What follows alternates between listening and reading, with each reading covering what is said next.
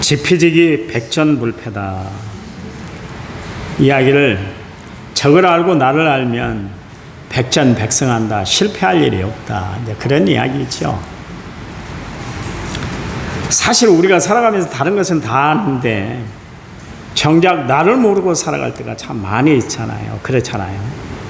왜냐하면 너무 바쁘다는 것 때문에 나를 살펴볼 기회가 없기 때문에 나에 대해서 잘 모르고 살아갈 때가 참 많은 것 같아요. 우리가 신앙생활하면서 중요한 것은 나를 알고 살아가는 것이 참 중요합니다.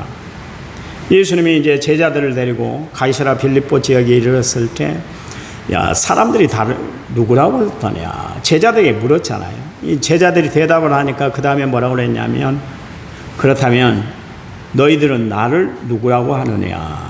그러면서 당신의 존재에 대해서 어떻게 알고 있는가, 제자들에게 그렇게 물음을 던졌던 것을 알 수가 있습니다. 마찬가지로 우리 스스로가 도대체 나는 어떤 사람인가, 나를 알아야 되는 것이죠. 그게 참 신앙생활하는데 중요하단 말이에요. 도대체 나라는 존재는 어떤 존재인가. 성경은 인간은 죄인이다 그렇게 규정을 하고 있습니다. 인간은 죄인이래요. 모든 사람이 죄를 범하였으며 하나님의 영광에 이르지 못했다. 로마서 3장 23절 말씀에서 이야기를 하고 있는데요. 우리가 사형리, 제가 대학 다닐 때 사형리 가지고 전도를 나간 적이 있는데 첫 번째 질문이 뭐냐면 당신은 죄인입니다. 그러면서 복음을 제시를 하게 돼 있어요. 그러니까 내가 죄인이라는 것을 알아야만 그 다음에 복음을 받아들이고 예수를 영접할 수가 있기 때문에 그런 것입니다. 그러니까 나를 모르면 결국 아무것도 안 된다. 신앙생활을 이룰 수가 없다. 신앙생활의 스타트 라인이 뭐냐면 나를 아는 거예요. 내 성경은 모든 사람이 죄를 범했다, 죄인이다 그런 이야기입니다. 요한복음 8장 34절 말씀에 죄를 범하는 자마다 죄의 종이다 그랬습니다. 또 여러분이 잘 아시는 로마서 6장 23절 말씀에 죄의 삭은 사망이다 그렇게 이야기를 하고 있습니다. 바울은 로마서 7장 24절 말씀에서 오라 나는 공고한 사람이로다. 이 사망의 몸에서 누가 나를 건져낼 것인가. 자신의 내면을 바라보면서 늘 고민하고 아파하고 고통스러워했던 것을 우리가 알 수가 있습니다. 그래요. 그래서 에베소서 2장에서 바울은 우리가 예수를 만나기 전에 상태에 대해서 이야기를 하고 있는데요. 허물과 죄로 죽었다 그랬습니다. 우리가 보통 기도할 때 죽을 수밖에 없는 죄인입니다 그렇게 기도하는데 그거는 성서적으로 맞는 것이 아니에요. 성서적으로는 뭐냐면 우리가 죄와 허물로 죽었다. 우리는 죽은 존재였습니다. 그래서 우리는 세상 풍속을 따라서 공중권세 잡은 자를 따랐고 불순종하는 아들들 가운데 역사하는, 그러니까 악령을 따라 우리가 살았다 그런 이야기입니다. 전혀 희망이 없는 그런 존재였다. 왜?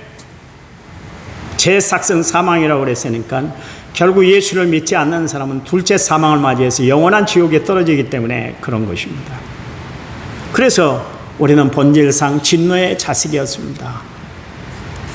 바울도 자신이 죄인이라는 것을 고백을 했잖아요. 디모데전서 1장 13절 15절 말씀에 나는 비방자고 박해자고 폭행자이고 내가 죄인 중에 괴수입니다 그러면서 자신에 대해서 그렇게 이야기를 하고 있는 것을 알 수가 있습니다. 베드로 갈릴리 호숫가에서 예수님을 만났을 때 그가 예수님 발 앞에 엎드려서 고백했던 것이 뭐냐면 주님 나는 죄인이에요. 내게서 떠나가 주세요. 그러면서 주님 앞에 고백을 드렸던 것을 알 수가 있습니다. 이사야 선지자가 하나님의 성전에서 하나님을 만났잖아요. 그랬더니 자기가 부정한 입술을 가진 사람인데 그 준엄하신 하나님을 만났다는 것 때문에 두려움에 떨었던 것을 알 수가 있습니다. 다윗은 시편 51편 5절 말씀에서 내가 죄악 중에 출생하였으며 어머니가 죄 중에 나를 잉태했습니다 그랬습니다. 철저히 자기는 죄의 장아찌였다 그런 이야기를 하고 있는 것을 알 수가 있습니다. 이처럼 하나님의 사람들은 자신의 실존에 대해서 파악을 했는데 어떻게 파악했냐면 죄인이다 그랬습니다.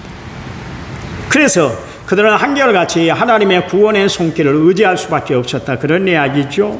그래서 그들은 하나님이 내밀으신 그 구원의 손길을 꽉 붙잡고 세상 끝날까지 그렇게 주님을 의지하고 살았던 것을 알 수가 있습니다.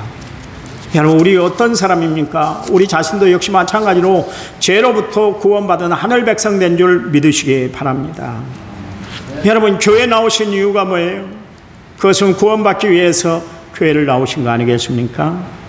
세상에서 어떤 길도 내가 구원받을 만한 어떤 길을 내가 발견하지 못했기 때문에, 이 죽음의 문제를 해결할 수 있는 길이 없기 때문에 우리가 주님 앞에 나왔고 교회 앞에 나왔고 예수님 앞에 나온 줄 믿습니다. 여러분, 교회 나온 이유는 뭐예요? 내가 선한 양심을 갖기 위해서, 교양이 있는 사람이 되기 위해서, 도덕적으로 좀 정말 교양이 있는 그런 사람이 되기 위해서 여러분 교회 나온 거 아니에요. 여러분 착각하지 마세요. 교회를 어느 정도 도 닦는 수준으로 그렇게 생각을 하고 신앙생활을 해나가는 사람들이 있는데 그렇지 않습니다. 여러분, 교회에 나온 것은 구원받기 위해서 우리가 교회를 나온 거예요. 죄 문제를 우리가 도저히 해결할 수 없기 때문에 우리에게 영원한 생명 주시는 주님을 내가 필요로 하기 때문에 우리가 주님 앞에 나왔고 교회에 나온 것이에요. 여러분, 예수 믿는 것은 생명의 문제예요. 죽고 사는 것이 갈려지게 되는 것이고요. 또 천국 가느냐 지옥 가는 거냐, 그것이 바로 예수를 믿느냐 믿지 않느냐 그 차이에서 나오는 것인 것을 분명히 아시기 바랍니다. 그러니 세상에서 가장 중요한 문제가 뭡니까? 가장 앞장 세워서 우리가 해야 할 일이 뭐냐면 예수 믿는 일인 줄 믿으시기 바랍니다. 로마서 10장 9절에 10절 말씀에 내가 만일 내 입으로 예수를 주라 시인하여 또 하나님께서 그를 죽은 자 가운데 살리신 것을 내 마음에 믿으면 구원을 받으리라 그랬습니다. 마음에 믿으면 구원을 받는다, 그런 이야기입니다. 사람이 마음으로 믿어 의에 이르고 입으로 시인하여 구원에 이른다 그랬잖아요. 또 로마서 10장 13절 말씀에 누구든지 주의 이름을 부르는 자는 구원을 얻을 것이다 말씀하고 있습니다. 또 로마서 10장 17절 말씀에 그러므로 믿음은 들음에서 나고 들음은 그리스도의 말씀으로 말미암는다 그랬습니다. 여러분, 구원의 확신을 가지고 신앙생활하고 계십니까? 대답이 없어요. 다른 건 다 대답을 못해도 이것만큼은 대답하셔야 돼요. 여러분, 구원의 확신을 가지고 신앙생활하고 있습니까? 예수님이 나의 구원자이신 것을 분명히 고백드리고 살아가고 있습니까? 교회가 날 구원하는 것이 아니에요. 착각하지 마세요. 교회만 오면 구원받을 것이다. 그런데 교회가 우리를 구원하는 것이 아니라 예수님이 나를 구원하는 줄 믿으시기 바랍니다. 우리 구원자 되신 예수님을 구주와 주님으로 모셔드려야 영접해야만 하는 것이에요. 그래야 우리가 구원을 받는 거예요. 그래서 영접하는 자, 곧 그 이름을 믿는 자들에게는 뭐 하게 한다고요? 하나님의 자녀가 되는 권세를 우리에게 주신다 그랬습니다. 주 예수를 믿어라, 그리하면 너와 내 집이 구원을 얻는다 그랬잖아요. 이 시간 내 마음속에 예수님을 구주와 주님으로 모셔드리는 사건이 있으시기 바랍니다. 하나님은 내 마음의 주인 되세요. 하나님만이 나의 전부세요. 내게 구원이 필요합니다. 날 받아주세요. 하나님, 내 마음의 주인이 되어 주셔서 내 삶을 하나님이 다 주관해 주세요. 내 마음의 자리는 주님 것입니다. 이 고백을 드리고 살아가는 성도들이 되시기 바랍니다. 오늘 하지 않았습니다만 꼭 설교 전에 제가 여러분에게 성경책 위에 손을 얹고 고백드리게 하잖아요. 저는 예수 믿어 구원받았습니다. 저는 예수 믿어 하나님 자녀 되었습니다. 저는 예수 믿어 천국 백성 되었습니다. 그 고백을 드리게 하는데 이 고백이 너무나 중요해요. 왜냐하면 우리가 마음으로 믿어 입으로 시인함으로 말미암아 구원 얻는다 그랬으니까. 그래요. 주님은 나의 구원자가 되세요. 주님은 나를 하나님 자녀 삼아 주셨어요. 그래서 주님 때문에 나는 천국 백성으로 살아가고 있네요. 이 고백이 여러분의 영접하는 기도고 그 고백이 바로 믿음의 고백이 되는 줄 믿으시기 바랍니다. 우리를 누구라고 그러나요? 교회를 다니는 사람이다. 그래서 교인이라고 부릅니다. 영어로 우리를 크리스찬, 그리스도인이다 그렇게 표현을 하고 있는데, 이 크리스찬, 그리스도인이라는 것은 뭐냐면 예수를 따르는 사람들, 작은 예수다, 그런 뜻입니다. 여러분, 최초로 안디옥 교회에 그 성도들을 주변의 사람들이, 예수 믿지 않는 사람들이 이야기를 하는데 저들은 크리스티아누스다 그랬습니다. 그게 뭐냐면 크리스찬이다, 그리스도인이다, 그런 이야기입니다. 사실 이 말은 그다지 좋은 이야기입니다. 우리가 옛날 이야기할 때 뭐라고 그랬습니까? 예수쟁이들, 그런 이야기를 많이 했습니다. 좋은 뜻에서 예수쟁이가 아니에요. 그 당시에는 땜쟁이, 무슨 쟁이 그러면서 좀 비천한 일을 하는 사람들, 그런 사람들을 이야기할 때 쟁이다, 그렇게 이야기를 했습니다. 요즘은 장인이다, 그렇게 이야기를 하잖아요. 장인. 그 방면에 최고의 기술을 가지고 있는 사람이다, 그럴 때 장이라고 그러는데 옛날에는 그것을 쟁이라고 그랬거든요. 그래서 예수 믿는 사람들도 예수쟁이다 그러면서 손가락질하고 비난했던 것이 바로 크리스티아누스, 그리스도인이라는 이야기입니다. 세상 사람들은 비웃듯 저들은 그리스도인이다, 예수를 따르는 무리들이다, 예수를 의지하고 살아가는 사람들이다, 그렇게 이야기를 했지만 지금 가장 우리가 듣고 싶은 이야기가 뭐예요? 그리스도인이다. 제가 운동할 때 주변의 사람들이 이야기합니다. 어떤 사람은 사장님 그러면 참 기분 나빠요. 왜냐하면 내가 예수 믿는 사람으로 보이지 않는가? 내가 목사처럼 보이지 않는가? 그것 때문에 내가 생각을 다시 한번 하기 때문에 그렇습니다. 내 얼굴에 목사 안 쓰였나? 앞으로 여기다가 편말을 하나 하고 다녀야 될 것 같아요. 김문일 목사라고. 사장님 그래요. 어떤 분은 운동을 하다가 공을 하나 딱 들어줬더니 사장님 내가 막걸리 한 잔 사줄게요 그러더니 여자분이 아니 나 목사예요, 무슨 말씀이에요 그랬는데 그분이 최근에 봤더니 교회를 다니더라고요. 교회를 다녀. 전화를 하는데 권사님 그래 기다려, 내가 갈게, 나 꼭 명단에 넣어줘 그러더라고요. 그런데 나한테 막걸리 사준다고 그랬어요. 내가 거룩하게 안 보이나, 성결하게 안 보이나, 그 생각을 한번 해본 적이 있습니다. 하여튼 우리를 그리스도인이다 부르는데 가장 중요한, 듣고 싶은 이야기가 그리스도인 아닙니까? 그렇잖아요. 또한 우리를 성도라고 부르는데 성도란 건 뭡니까? 거룩한 무리다, 그런 뜻입니다. 순전히 예수를 믿기 때문에 우리가 거룩한 사람들이 되었습니다. 그리고 이렇게 우리가 교인이 되고 또 그리스도인이 되고 성도가 되면 이런 사람들은 어떻게 살아야 되는가? 우리는 주 안에서 변화된 삶을 살아가는 사람들이 되어야 할 줄 믿습니다. 이 세상에서 봐보세요. 복음 안에 들어온 사람들 치고 변화되지 않은 사람이 없어요.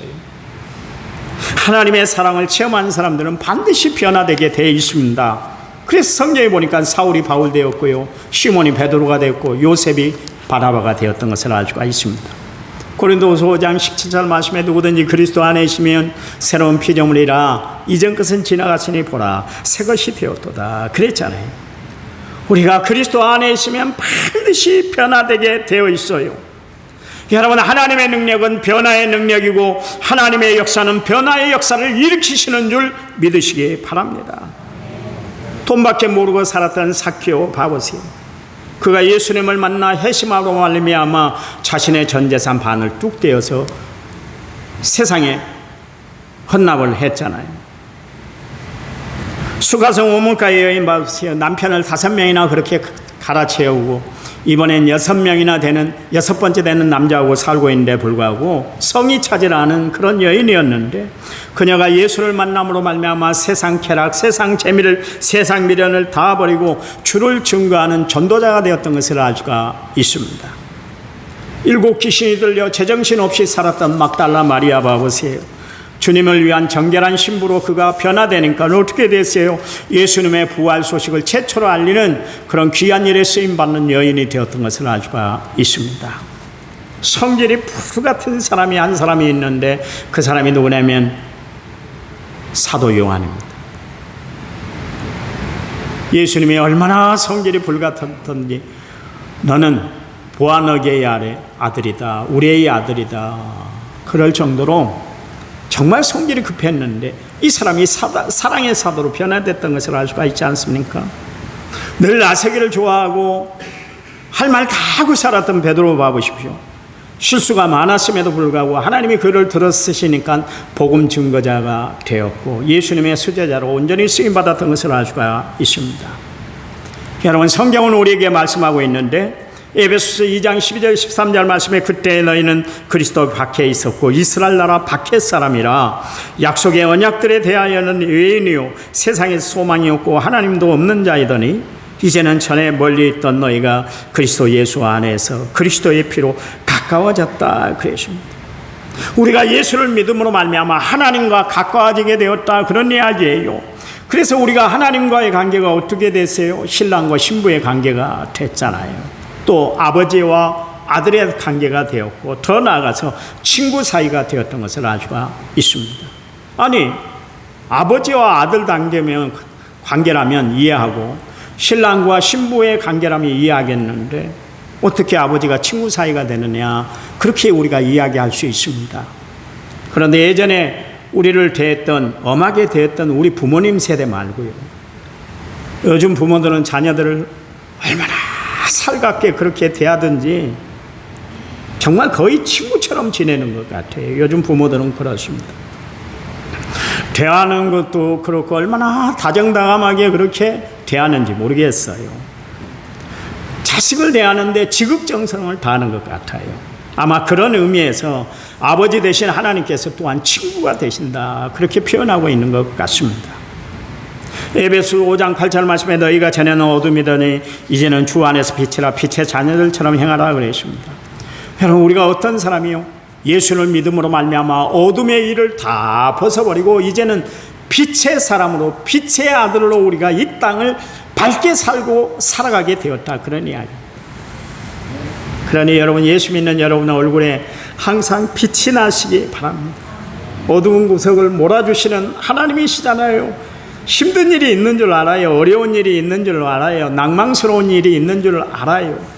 그러나 주님이 말씀하시잖아요. 그 모든 문제를 내게 맡겨버리라 말씀하셨으니까. 왜 그래요? 하나님이 해결해 주시니까, 하나님이 역사해 주시니까 그래요.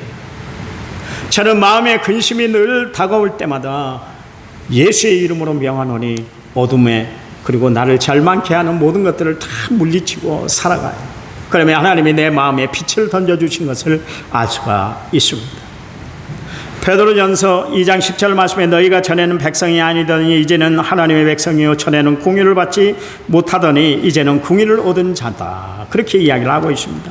이처럼 예수를 믿음으로 말미암아 우리의 신분과 우리의 삶의 모습이 완전히 달라졌다, 그런 이야기예요. 여러분, 나 달라졌어요? 달라졌는지 다시 한번 살펴보시기 바랍니다. 목사인 나도 부끄러운 모습을 나타낼 때가 참 많아요. 그런데 달라져야 되는 거예요. 달라져야 돼요. 일상을 통해 변화되는 모습, 예수 믿는 모습이 나타나야 돼요. 그래서 우리는 표정 관리도 잘하고 살아야 되고 언어 사용도 바로 하고 살아야 되고 행동 거지도 바라야 되는 것입니다. 언젠간 집사님 한 분을 신방을 했는데, 목사님, 저는 예배 시간에 늘 은혜가 넘쳐나요. 찬양하는 모습을 보면 얼마나 은혜가 가득한지 그 시간에 저는 전심전력을 다해서 찬양을 해요. 등에 땀이 흠뻑 젖도록 저는 찬양을 드리고요.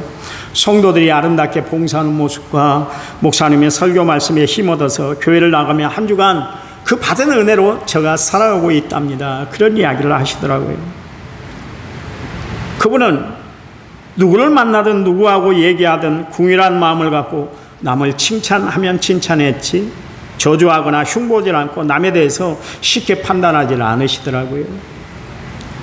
집사님이 구원의 확신을 가진 이후에 이처럼 변화된 모습으로 살아가게 되었다, 그렇게 간증하는 것을 제가 들었습니다. 여러분, 우리가 그리스도로 말미암아 변화됐다면 우리는 언어 생활도, 가정 생활도, 사회 생활도, 교회 생활에도 반드시 변화된 모습들이 나타나야 할 줄 믿습니다. 여러분, 세상 사람들하고 똑같이 살아서는 안 된다, 그런 이야기예요. 그 사람의 내면은 그 사람의 표정을 통해서 어느 정도 우리가 읽을 수가 있지 않습니까? 병원에 가면 의사가 문진을 하잖아요. 어디가 아파서 오셨어요? 이렇게 물어보잖아요. 그냥 첫 보면 아는 것이 아닙니다. 그런데 유능한 의사들은 그 사람의 얼굴 표정, 그 사람이 걸어오는 모습, 그 사람이 말하는 모습을 보고 어디가 아픈지는 대충 알게 되는 거 아니겠습니까? 그렇잖아요. 그래서 어느 정도 병을 진단하게 되는 것이죠. 관상은 그 사람의 얼굴을 보고서 그 사람을 예측하는 것입니다. 잠언 5장 13절, 15장 13절 말씀에 마음의 즐거움은 얼굴을 빛나게 하여도 마음의 근심은 심령을 상하게 한다 그러십니다. 하루는 가인이 하나님 앞에 제물을 드렸어요. 그런데 하나님이 받지 않으셨어요. 그랬더니 가인의 얼굴이 울그락불그락하기 시작을 했습니다. 자기 성질을 이기지 못했던 것이죠. 자기 감정을 그대로 그냥 다 드러내고 말았다 그런 이야기입니다. 그러니까 하나님이 책망을 하는데, 야, 네가 잘못한 일이 없으면 그렇게 성질을 내고 그렇게 화를 못 참고 그렇게 씩씩거리고 있느냐 그러면서 주님 말씀하셨잖아요. 너가 죄를 지었기 때문에 지금 그렇게 씩씩거리는 것이야. 그러니까 정신 차려. 하나님이 그렇게 이야기를 하십니다. 사람들 중에 보면 자기 감정을 그대로 다 표현하고 살아가는 사람들이 있어요. 그런데 스데반 집사는 어땠습니까? 돌에 맞아 순교하는 그 현장에 있었음에도 불구하고 그 순교하는 그 순간에 그의 얼굴이 어땠다 그래요? 천사의 얼굴과 같았더라 그랬습니다. 예수 믿는 사람들은 한마디로 말해서 스데반 집사처럼 위기 가운데 처해 있을 때도 자기 표정 관리를 잘하고 살아야 된다 그런 이야기입니다. 왜냐하면 우리의 속사람의 모습이 그대로 얼굴로 표현이 되고 있기 때문에 그렇습니다. 그래서 마음이 기쁘고 즐거우면 얼굴이 달덩이처럼 밝잖아요. 그런데 마음이 뒤연박같이 되면 온통 인상을 다 쓰고 찌푸린 얼굴로 사람들을 대하게 되는 것을 알 수가 있습니다. 얼굴 자체 그늘이 지게 만든다 그런 이야기입니다. 분명히 우리 인생길에는 여러분 밝은 날이 있는가 하면 굳은 날도 있는 것이에요. 그래서 야고보 사도는 야고보서 5장 13절 말씀에서 너희 중에 고난당하는 자가 있느냐 그는 기도할 것이요 너희 중에 즐거워하는 자가 있느냐 그는 찬송할지어다 그랬습니다. 이 무슨 이야기입니까? 우리가 좋은 일 만날 때도 시험이 찾아오지만 또한 나쁜 일을 만날 때도 좋지 않은 일을 만날 때도 시험이 찾아오게 된다. 시험은 어느 때나 찾아온다 그런 이야기예요. 특별히 신앙생활하는 우리에게는 시험거리가 늘 끊이지 않는 것을 알 수가 있습니다. 온통 유혹거리 앞에 우리가 노출돼서 살아가고 있잖아요. 그런데 이 유혹과 시험을 이겨내려면 어떻게 해야 되는가? 예수님을 본받을 필요가 있다는 것이죠. 예수님 봐보세요. 40일 동안 광야에 나가서 정말 금식하며 기도했더니 마귀가 예수님을 시험했잖아요. 유혹했잖아요.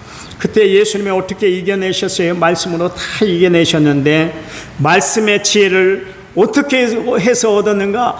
기도를 통해서 얻었다 그런 이야기예요. 여러분 기도하면 하나님이 역사하는 줄 믿으시기 바랍니다. 하나님의 작은 것까지도 다 생각이 나서 그 일을 처리하도록 하나님이 역사하는 거예요. 그래서 기도가 중요하다 그런 이야기예요. 여러분 모든 일들을 진행해 나갈 때 내가 여러분에게 말씀드리는 것이 하나 있는데 그게 뭐예요? 집사님 기도해 보셨어요? 이 이야기예요.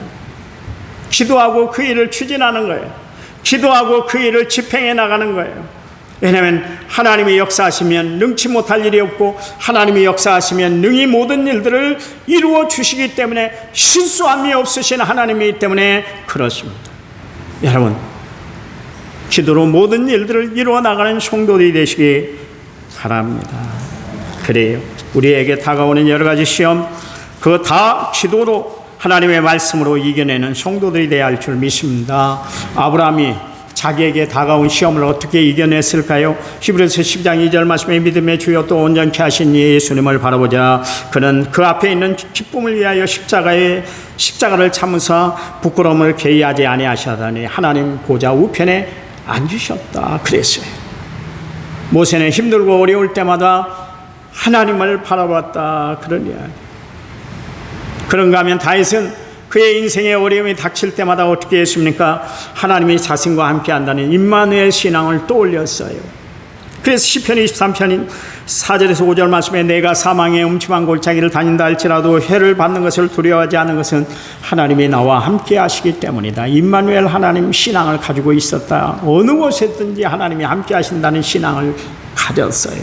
그래서 주의 지팡이와 막대기가 나를 안위하시나이다. 내 원수의 목전에 내가 상을 차려주시고 기름으로 내 머리에 기름을 부어주셨습니다. 그렇게 이야기를 하고 있습니다. 그래서 내 잔이 넘칩니다 그랬어요.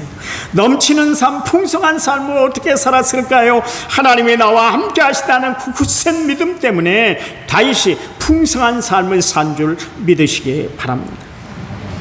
다니엘과 그 세 친구 사드락 메삭 아벳느고, 그들이 하나님을 믿는다는 것 때문에 사자굴에 떨어지고 풀무불에 던져지는 그런 아픔이, 어려움이, 고통이, 시련이 있었잖아요. 그때마다 그들은 기도를 게으르지 아니하였고 또한 자신들의 신앙을 분명히 했던 것을 알 수가 있습니다. 그랬더니 하나님이 사자굴에서 건져주시고 풀무불에서 그들을 건져주신 줄 믿으시기 바랍니다. 그래요. 그래서 베드로, 예수님을 3번씩 부인했던 베드로, 기도하지 않다가 예수님을 3번 부인했잖아요. 그랬더니 베드로가 그가 기록한 성경에서 뭐라고 그랬냐면 만물의 마지막이 가까웠으니 그러므로 너희는 정신을 차리고 근신하여 깨어있으라 그랬습니다. 그런가 하면 베드로전서 5장 8절 말씀에 근신하라 깨어라 너희 대적마귀가 우는 사자처럼 두루다니며 산길자를 찾고 있다 그렇게 이야기를 하고 있습니다. 여러분, 기도해야 마귀의 밥이 되지는 않는데 기도해야 하나님의 사람으로 온전히 살아갈 수가 있다 그런 이야기입니다. 여러분, 하나님의 사람들 봐보세요. 자기에게 다가온 시련, 역경, 시험, 환난을 이겨낼 수 있었던 비결은 뭐냐면 하나님 앞에 기도하는 삶이었고 하나님의 말씀으로 철저히 무장되었기 때문에 그들이 어려운 형국들을 다 이겨낼 수 있었다 그런 이야기입니다.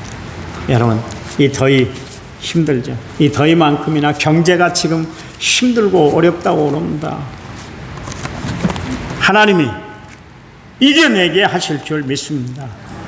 우리의 고난은 잠시 잠깐이고요, 하나님은 우리에게 미래와 희망을 주시는 하나님인 줄 믿으시기 바랍니다.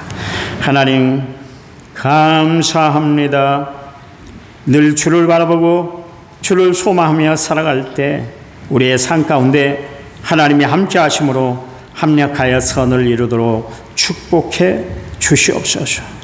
이제 일주일을 살아갈 텐데요, 승리하도록 저희들을 책임져 주시옵소서.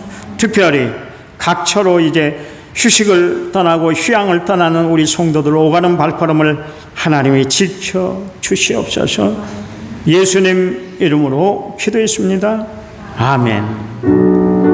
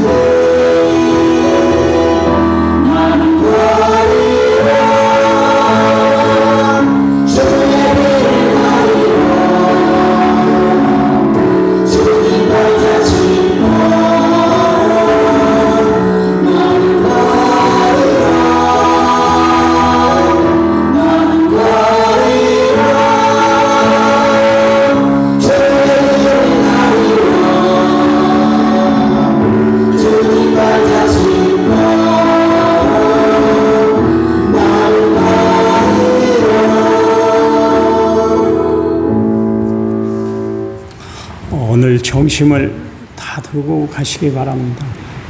그 잡채를 해도 잡채 기도하겠습니다. 하나님 감사합니다. 이제는 길이요 진리요 생명 되신 우리 주 예수 그리스도의 은혜와 하나님 아버지의 지극하신 사랑과 성령님 위로교통원의 충만한 역사가 오늘 말씀을 받고 돌아갈 모든 성도들을 위해 이제부터 영원토록 함께 하시기를 간절히 축원하옵나이다. 아멘.